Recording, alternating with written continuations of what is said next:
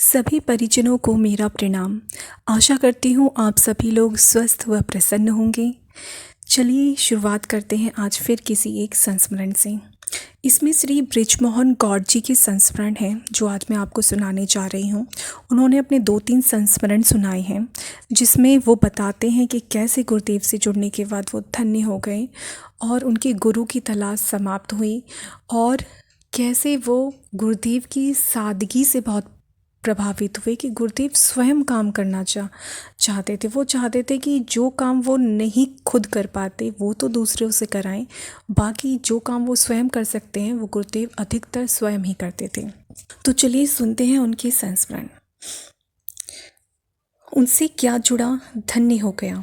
ग्वालियर में शिवरात्रि पर्व 1969 में पूज्य गुरुदेव के द्वारा गायत्री मंदिर में गायत्री माता की प्राण प्रतिष्ठा हुई। मैं यह सुनकर वहां गया था कि एक संत आ रहे हैं। मैं गुरु की खोज में था। मैंने पूछा कि आचार्य जी कहाँ हैं। एक परिजन ने बताया कि कमरे में हैं।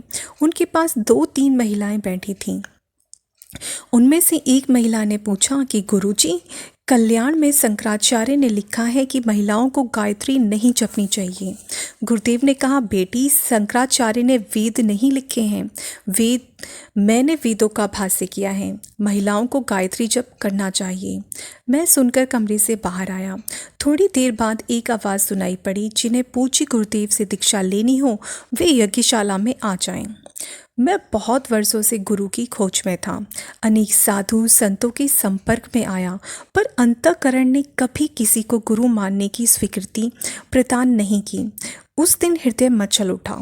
अनुभूति हुई कि गुरु दीक्षा इसी क्षण ले लेनी चाहिए। मैं यज्ञशाला में जाकर बैठ गया और पूज्य गुरुदेव से दीक्षा ले ली। अब पूज्य गुरुदेव का सूक्ष्म शक्ति प्रभाव उपासना के द्वारा प्रेरणा देता रहा।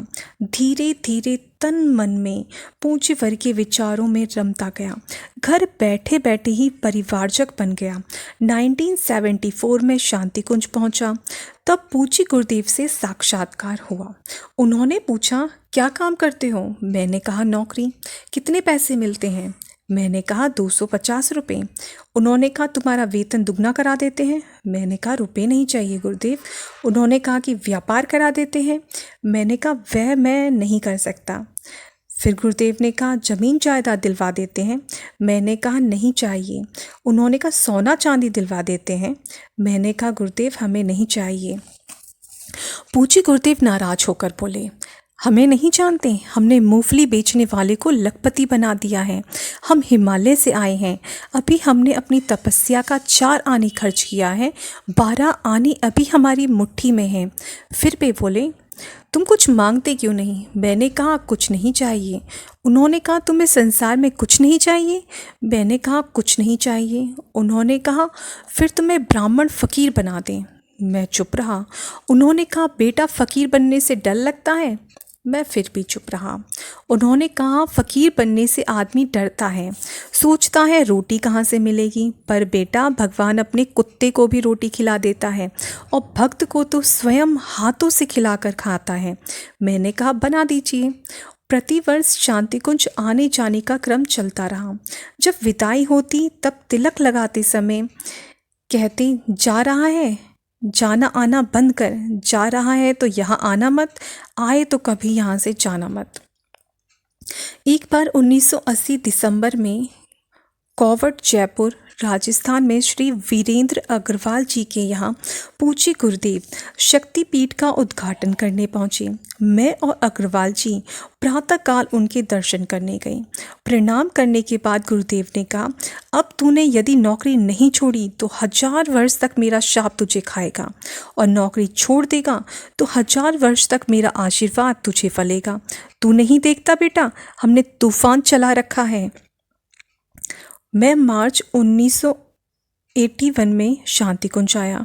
गुरुदेव बोले, नौकरी छोड़ दी? मैंने कहा, नहीं गुरुदेव। उन्होंने कहा, बेटा, यहीं से अपना इस्तीफ़ा भेज दें। मैंने नौकरी छोड़ दी। परिवार में परिजनों का बहुत विरोध था। मित्र परिजन भी बहुत विरोध में थे, पर अंतरात्मा ने कहा पूज्य गुरुदेव की आज्ञा मानने में ही कल्याण है। मैं गुरुदेव माता जी की छत्र छाया में रहने लगा। कुम्हार जैसे बर्तन तैयार करता है वैसे ही पूज्य गुरुदेव का स्नेह, प्यार और डांट मिलने लगी। धीरे धीरे मिशन के कार्यों को करने की जिम्मेदारी बढ़ती गई। शांति कुंज में ब्राह्मण जीवन जीने का प्रशिक्षण और अभ्यास होने लगा। मन में तुष्टि, शांति आने लगी। जीवन की सार्थकता समझ में आने लगी। इतने से कम में हमारा गुरु हमें नहीं मिला। ये उनका दूसरा संस्मरण है।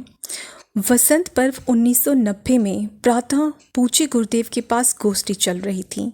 गोष्ठी के बाद उन्होंने मुझे रोक लिया। गुरुदेव कहने लगे, तूने मुझे बहुत धोखा दिया है। मैंने कहा, समझ नहीं पाया। उन्होंने कहा, तू सबसे कहता है कि मैंने गुरुदेव के लिए नौकरी छोड़ दी, पर तेरे दिमाग में तेरे बीवी बच्चे बैठे रहते हैं, तू हमारा नहीं है। मैं चुप हो गया। उन्होंने अपनी सूक्ष्म दृष्टि से मेरे अंतस में झांक लिया था। मैं दुखी हुआ और धर्मपत्नी से चर्चा करते हुए कहा कि यह जीवन तो बेकार हो गया, क्योंकि आज गुरुजी ने कहा कि हमारे दिमाग में बच्चों की चिंता रहती है। फिर दोपहर में मैं अपनी पत्नी के साथ गुरुदेव के पास पहुंचा। उन्होंने पूछा, क्या बात है? मैंने कहा कि मेरे दिमाग में अब बीवी बच्चे नहीं हैं। उन्होंने कहा, इस छोरी के दिमाग में तो होगी। यह सुनकर मेरी पत्नी रोने लगी और कहा, पिताजी, मेरे दिमाग से भी बच्चों की चिंता समाप्त हो गई। पूज्य गुरुदेव ने कहा, झूठ बोलती है? मेरी पत्नी ने कहा, नहीं पिताजी, मैं सच बोलती हूँ। तब पूज्य गुरुदेव बोले, आज से हम तुम्हारे हुए। इतने से कम में हमारा गुरु हमें नहीं मिला तो हम तुम्हें कैसे मिल जाते? मैंने कहा, गुरुदेव, एक प्रार्थना है, बच्चे पढ़ें या ना पढ़ें, शादी हो या ना हो, पर ये शांति कुंज में मिशन का कार्य करें। गुरुदेव ने डांट करके कहा, तूने फिर बच्चों की बात की।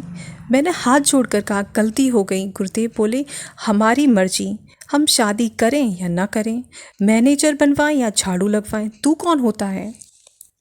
ऐसे थे गुरुदेव, जिनसे जुड़कर यह जीवन धन्य हो गया।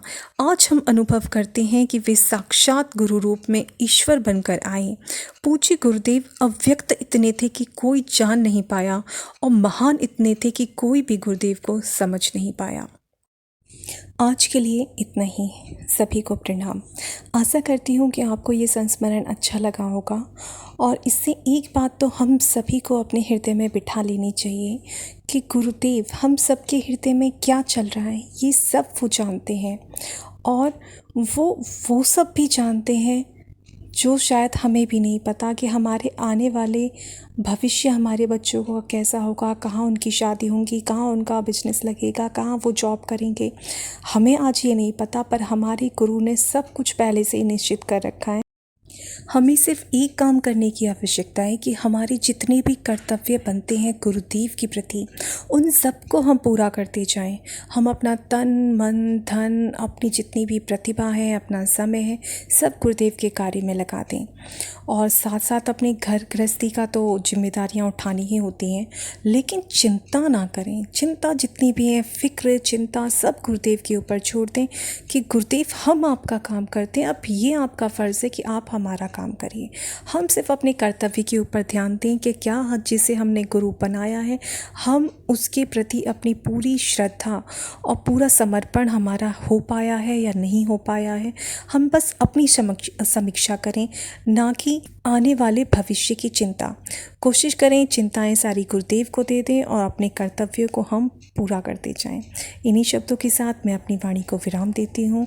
आशा करती हूँ मेरे सभी बहन और भाई सभी बिल्कुल स्वस्थ होंगे और मस्त होंगे। सभी को जय गुरुदेव।